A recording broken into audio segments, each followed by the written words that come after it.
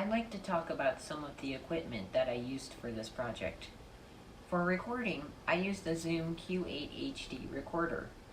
In addition to an attached microphone on the Zoom, the recorder has XLR inputs to plug in an external microphone. I used the Rode NT4XY stereo microphone, a very high quality microphone that I put on a boom stand directly behind me, 6 feet in the air. This was the perfect place for the sound.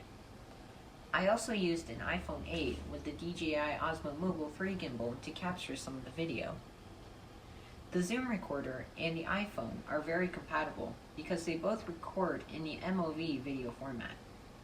It's important to work with the same file format during the editing process.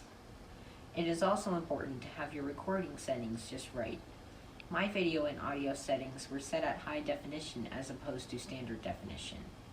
The settings that I used were 1080p for the video and 48 kHz for the audio.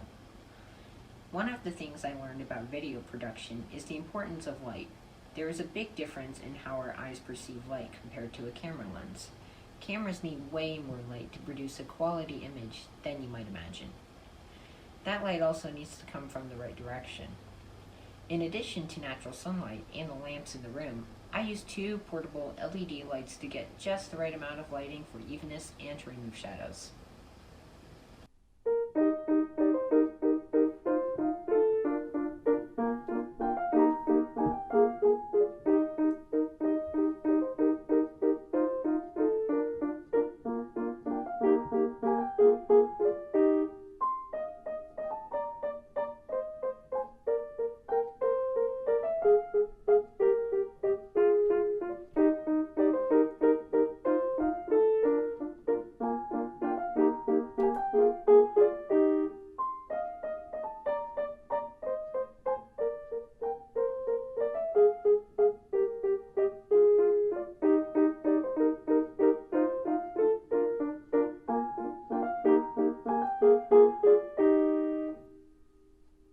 Post-production is the editing portion of the video production process.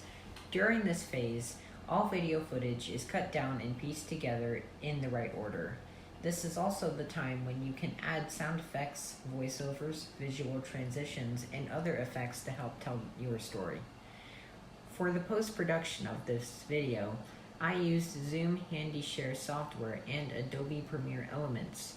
2 computers were used as well, an Apple MacBook Pro and HP desktop computer for final editing. Using these computers and video editing software, I was able to adjust sound and lighting levels, and also add transitions and text. Although this sounds difficult and complicated, it really isn't. These programs are actually pretty user-friendly. It's also very possible to do all of this using only a smartphone and the right apps. The hardest part of this video was the production phase. I had to practice my 3 piano pieces until they were almost perfect. I also had to get the lights and the microphones just right during this recording.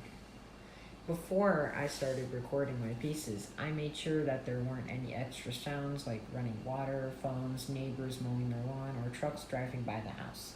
There is a lot to think about when it comes to making videos, and I took several takes of each video segment before I was happy.